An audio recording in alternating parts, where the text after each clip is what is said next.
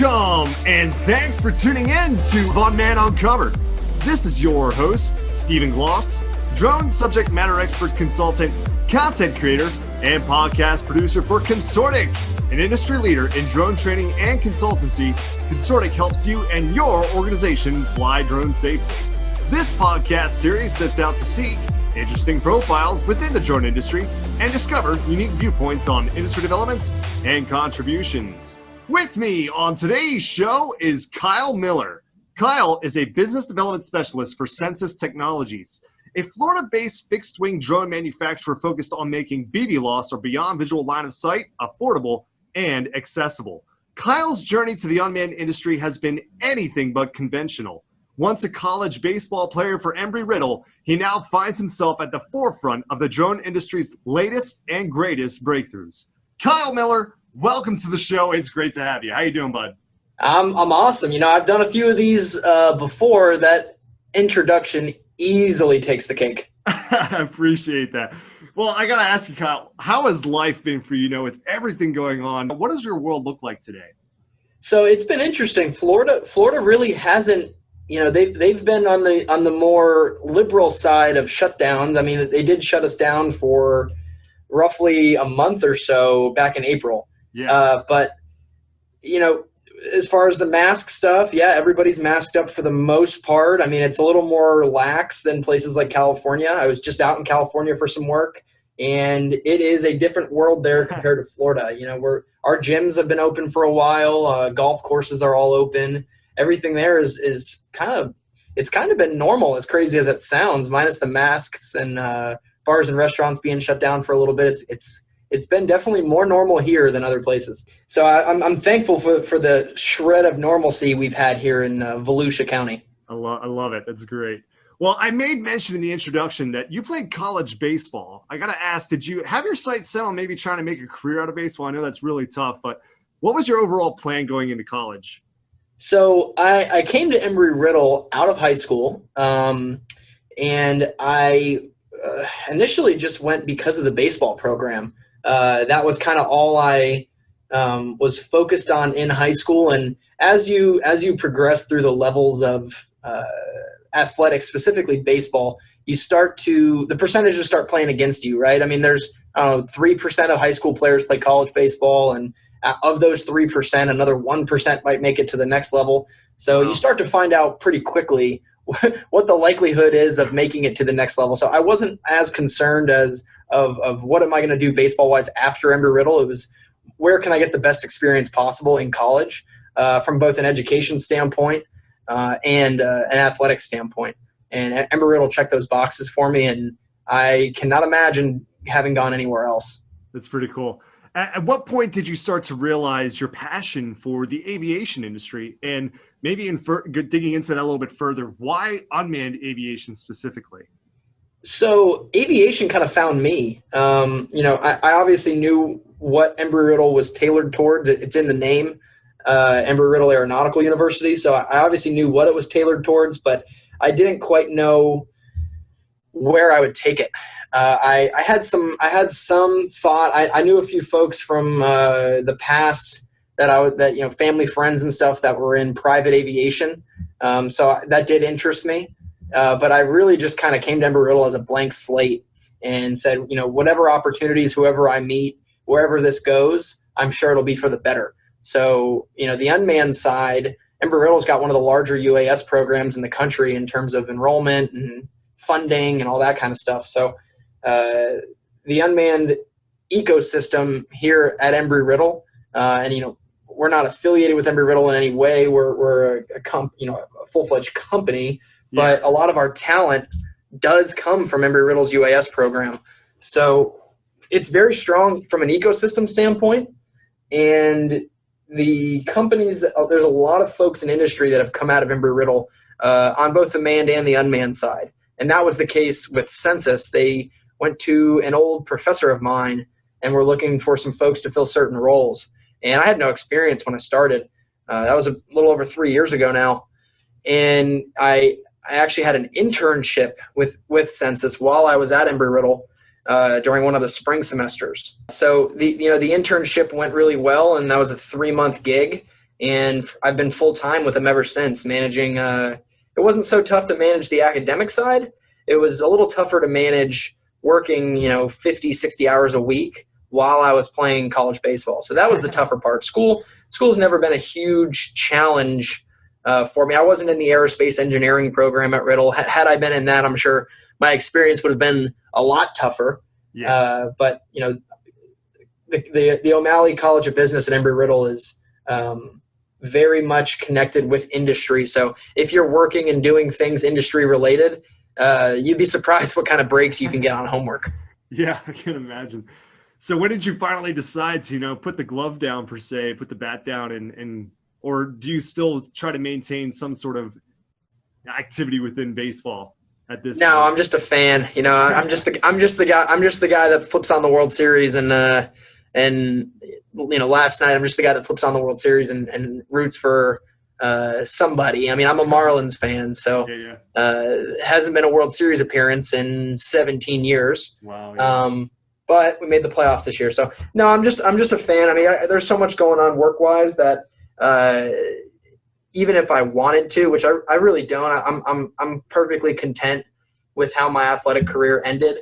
And this new, I really can't call it new because I've been doing this stuff for 3 years alongside baseball. So, after graduation, there really wasn't a huge transition period between, okay, what do I do now? It was like I was glad to be able to focus all my efforts on my career. And that's, taken up a big chunk of time. They got me all over. We're doing stuff out west and in Midwest, international stuff. So, it really hasn't been a tough transition. That's great. It's good to hear. I introduced a little bit about what Censys does in the introduction to the show. Well, what would you say really sets Censys apart from the other drone manufacturers that are out there? It seems like every month there seems to be another one popping up. How do you guys stand apart from everybody else? So to answer that, I guess I'll take you back to, why I decided to jump in full time after the internship. Yeah. There was several unique value propositions that I identified during the course of the internship. On top of just the aircraft itself, right? The aircraft from 3 years ago looks a lot different than what we're manufacturing and putting out in the ether today. But the managerial team and the mindset of high performance, long range aircraft at an affordable price was its own unique value proposition that I really couldn't see anywhere else. And also in 2017, we got one of the first commercial BVLOS waivers through. So, BVLOS back then, and it's still not very widespread, but BVLOS back then was definitely less widespread than it is now. 30 plus approved organizations, a lot of which are test sites, drone delivery. Obviously, there's some electric utility folks in there, whether it be vendors or the utilities themselves. It's still not very widespread. So having gotten through that regulatory hurdle way back then, I really started to see what sort of roadmap there was for my career here and for the company as a whole. That's really cool. It seems to me that alongside with, you've talked about BVLOS, it also seems to me that there appear to be several VTOL or vertical takeoff and landing drone manufacturers popping up as of late. I actually got to work for one, Swift Engineering, back in 2018. Do you think fixed wing VTOL aircrafts are going to be the future of unmanned aviation? Do you sort of see it trending that way? I really do, especially as BVLOS matures. And, one of the interesting transitions that we've started to see over the course of the last year was a framework for making these waivers non-geographically constrained, and laying out a roadmap for people that submit these waivers to answer the question, the holy grail question of a BVLOS safety case. Yeah. Not only is, tell us it's safe, it's show us it's safe and provide us data points consisting of X, Y, and Z, right? The FAA has done a good job of growing with the industry and providing this is what we want to see, rather than just a spray and pray, create your own safety case and hope for the best. So I definitely think that VTOL fixed wing is the future of unmanned systems. I don't think it's the only part of the future. We're never going to replace the work that a multi-rotor aircraft can do, just from a physics standpoint. Right. We're never going to replace the work that helicopters can do, but there's a big chunk of that stuff in between where with the proper equipment, with the proper endurance and payload, of course, because the only reason you fly this stuff is for the data, with the right sensor packages, endurance, and most importantly, regulatory permissions, I think that there's a huge chunk of that market in the middle between multi-rotors and helicopters that VTOL fixed wing specifically can answer. Could you just give us a quick rundown of some of the, I guess, the specs for the different drones that you guys make? Like what really sets apart a VTOL fixed wing from multi-rotor aircraft? Yeah, so our aircraft take off and land vertically. So that allows you to fly in almost any terrain, being able to set your transition point at whatever altitude you want under 400 feet. And then you're ultimately going to climb to your waypoint. And from there, you got an hour and a half to play with when it comes to endurance. So the VTOL aspect is something that we identified maybe about a year and a half ago, that was going to be a big driving force into people growing from multi-rotors to longer endurance, longer range aircraft, giving them that flexibility. You don't have to worry about hand launching. We used to have a hand launched variant. You don't have to worry about landing most specifically. You don't have to worry about a controlled crash essentially on landing. That VTOL aspect is very user friendly. It's very push button. Payload capacity is pretty much anything under 2.5 pounds. Gimbaled EO/IR payloads, high-resolution optical cameras like the Sony A7R III and its variety of lenses, multispectral cameras like the MicaSense series, Red Edge MX, and then some of the thermal options as well. Kind of really encompasses a whole variety of mission sets that can be accomplished with one aircraft because all the payloads are plug and play. Right, so if you need to map a cornfield on Monday and patrol the border on Tuesday, or even Monday afternoon, all that's done with one aircraft because of the plug and play ability of the payloads. That's really cool.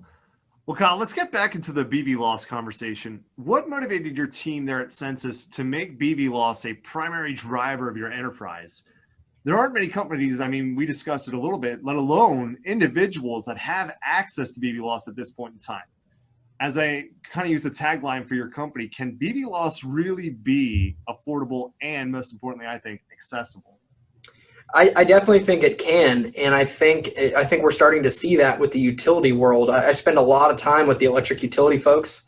They're throwing a lot of resources at spooling up these fire mitigation programs through aerial inspection. Yeah. And what stops BVLOS from being accessible, in my opinion, is regulatory knowledge and knowing what you can and can't bite off when you're asking for permissions to fly BVLOS. So everybody's heard crawl, walk, run.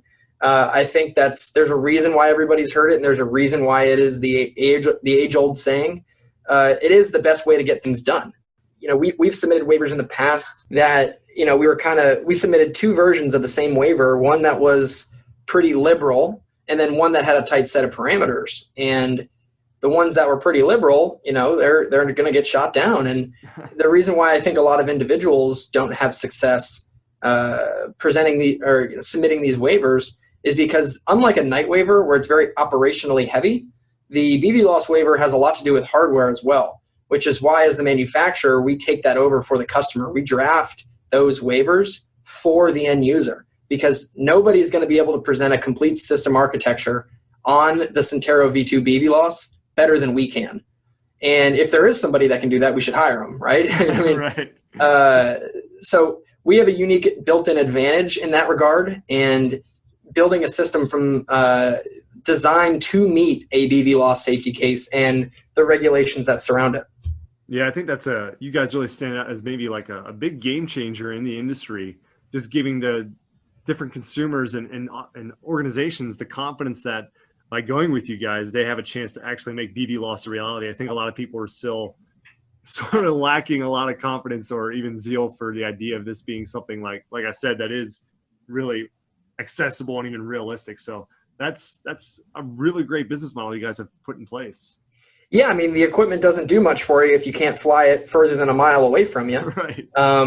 There's no reason to have an hour and a half of endurance if you got to stay within a mile from the ground control station. So unlocking that waiver and unlocking those permissions for the customers is a huge piece of the puzzle outside of the aircraft itself. So giving folks a reason and helping scale their offerings to their customers. Ultimately the utility company, oil and gas. That is what's enabling us to not only grow as a company, but our service provider customers to scale their offerings into big contracts. Yeah. Can you tell me a little bit about how COVID-19 has impacted Censys Technologies? Have you and your team at Censys have you had to be creative in any ways in trying to find ways to either stay engaged or even stay in business? Has that been a challenge for you guys? We were fortunate that it really didn't do too much to us. We did shut down for 30 days for the Florida law, the Florida shutdowns. We actually had folks coming in and out, very separated, masked up, we're in a 13,000 square foot hangar, so you can socially distance here pretty well. But we had some folks that had to go in on a need-to basis for that 30 days to take care of some customer stuff. Yeah. But we were very fortunate that we were, as tough as this time is for a lot of businesses, the industry for electric, you still have to inspect power lines. You still have to inspect pipelines with or without a pandemic. And Aerobotics proved that better than anybody when they got that ECOA approval citing COVID-19 as the emergency. So there's creative ways to get around that and to make the most out of it. And we were very, very lucky that we had plenty going on to float us through some of the tougher times. And we're still in tough times, but hopefully we're on the tail end of this thing. And, I know that the schedule for the fourth quarter is quite ridiculous in terms of deliveries, trainings, and all that kind of stuff. So I think the industry is coming out of it very well, and projects are starting to get green lighted again.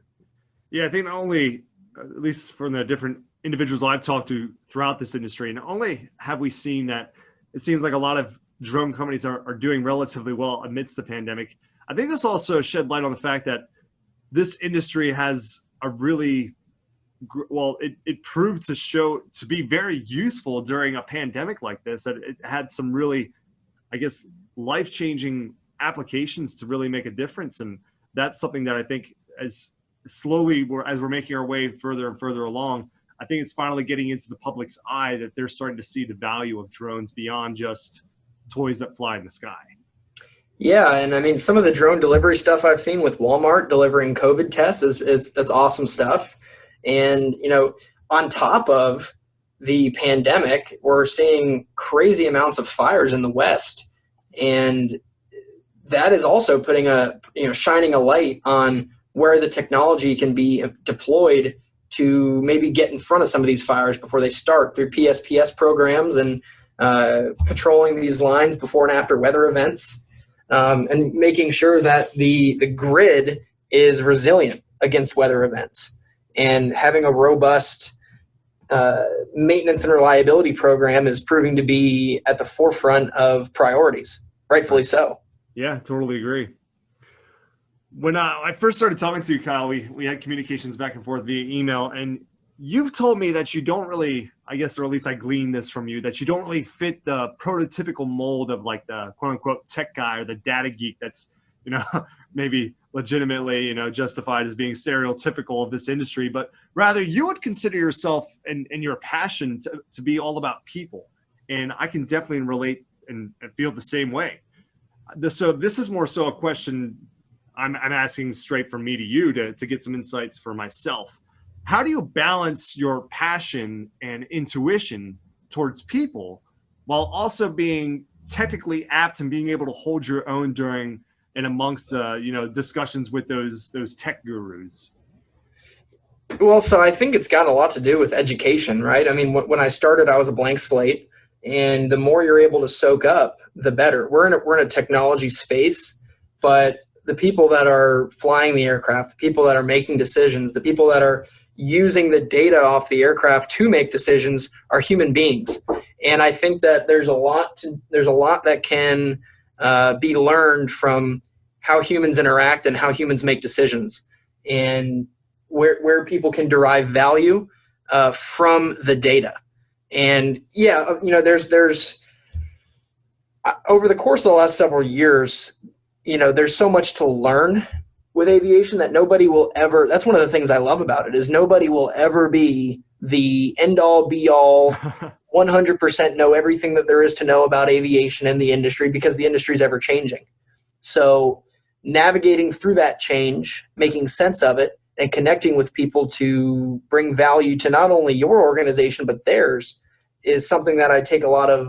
It gets me out of bed in the morning, because exchanging ideas, talking to people, and ultimately moving our goals forward and their goals forward is what drives the industry forward. Yeah, it's. I think that's what it's all about. Is really just trying to find a way to match your passions for people with the same enthusiasm and zeal that a lot of people within this industry have for the technology and what it can do. And I think you really sort of hit the nail on the head right there with talking about it's all about education. And I think that's one of the beautiful things about this industry is you can never learn too much, that there's always valuable information and just tools out there that you can just soak up and get better each and every day. There's no limit to how much or how relevant you can be within this industry if you just continue to apply yourself. That's the thing that I love. I love and besides just obviously reading and watching can really grow your knowledge base on what's happening outside of your organization. But where I found the most success is connecting with people and listening to their experiences and talking to them about what they have going on and everything that some of their challenges, some of their successes. You can derive a lot of information about the state of where everything's at and where you fit into the marketplace by talking to people. And, those relationships are worth their weight in gold, and treating everybody as best as you possibly can is, that's the kind of stuff that separates companies, is how you treat people. So that's a huge, huge, huge part of everything that we harp on over here in sunny little Daytona Beach. That's awesome. Yeah. It really does boil down to, even life itself getting super deep here, but life itself is all about relationships. That's what it all boils down to in the end. That's what they teach you day one in business school. And I'll tell you what, they could not be more right. Yeah. It doesn't matter how great your product is, how low it's priced. It totally matters how you treat people. Yeah. And nobody will ever achieve their goals being a terrible person, is the way that I think about it. Yeah, that's totally accurate. Well, Kyle, I got one last question for you before we wrap things up today. What are you most excited for? We've already talked a lot about passion, enthusiasm, and zeal, but what are you most excited for when it comes to the future of the drone industry? There are a lot of cool things going on right now. We've discussed like package delivery and all of that, but is there anything in particular that you're maybe most eagerly anticipating? Yeah, I think it's going to be a continual maturation of the regulations. Flight over people, non-geo-constrained BVLOS. I think that soon we're going to be getting to the point of point-to-point BVLOS, where you can land the aircraft, I'm not saying soon, but in the next several years, we're going to start to see a lot of pushing of the boundaries in the safest way possible of what can be done with the equipment. Launching it, sending it 70, 80 miles down the line, landing it there, and somebody picking it up and doing the same again. So I think we're going to start to see operations getting a lot more they're going to start to lean more urban. You're not going to be flying in Class G airspace. You're not going to be flying in sparsely populated areas only. You're going to be doing those missions just as much as you would, areas that have a higher population density. And from there, you're going to start to see, like one of the things that was pretty cool what State Farm was doing with the EB was for insurance claims. You're going to start to see this technology seep into everyday life outside of sparsely populated Class G and those tight set of parameters. You're going to start to see those parameters expand. And I think that's where we're really going to see the boom. We're already starting to see it. A lot of this stuff out west has enabled the technology to do what it can do. And people are starting to take notice of the fact that as you stretch it safely, the ROI does nothing but shoot through the roof. Yeah. I think the cool thing is that every single time whether it be an individual or a company as a whole, every single time somebody pushes the envelope and finds a way to do something new or something better, it not only makes that individual or that company better, it makes the whole industry better, because we could all sort of follow that lead and continue to push that envelope just to see where we can go. Yeah, and as these test sites grow, as these universities grow alongside them, the amount of folks that are going to be coming out of university with fixed wing experience is going to further drive everything towards the future. We work with a lot of different universities and test sites and training organizations right now, and it's kind of surprising how many people don't have fixed wing hours on the unmanned side. Right. And I think that the universities that are starting to deploy education and credits and courses for technology like ours are giving their students a huge leg up. Whereas in 3 or 4 years, if you're not offering that, you're doing the students a disservice. So I think that's a big indicator of where things are going to be going and how the technology will play a role in our lives every day in the future. You order something on Amazon and Jeff Bezos has it on your door in 3 hours. That's right. Yeah, as a former military drone pilot, where the only world of drones that I was ever introduced to or ever really operated within was fixed wing UAVs. I personally am very excited for when the fixed wing sort of spectrum of unmanned aviation starts to explode and opportunities become more and more widely available. That'll be pretty cool. Looking forward to it too, my friend.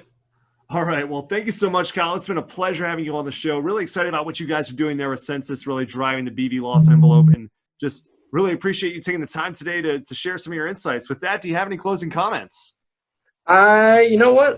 I guess I'll take the opportunity if you're going to hand it to me. Yeah, go for it. I meant to bring this up earlier. You had asked what kind of separates us, and I think it's through our partners or ourselves, we are a complete puzzle. We have every piece of the puzzle here, and we're still working on it. But between the training, the aircraft, the regulatory aid, everything that encompasses drone operations. If we don't offer ourselves, we have a partner that does. We've been very careful about selecting those partners. So the packages that we present to folks that are standing up a program, we can give them a turnkey solution through either ourselves or our partners. So it's been an exciting last couple of years, and we're looking forward to everything moving forward. I love it, Kyle. Thank you so much. And thanks to everyone for listening to this week's episode of Unmanned Uncovered. This episode was brought to you by Consortic, an organization purpose to help you and your organization fly drones safely. Want to learn more about how drones can improve your business? Reach out to me and my partners at Consortic, and we'll show you the way. If you enjoy listening to the show, be sure to subscribe, rate, share, and review. Unmanned Uncovered is available for download on Apple, Google, Spotify, and Simplecast. Regardless of where you go, Unmanned Uncovered can go there with you. To truly spread the good that drones are doing across the industry, I need your help. So please share this podcast across all spectrums of your social media network and help me show the world everything drones can do. That's all for this week. Stay tuned for next week's edition. And until next time, safe flying, everyone.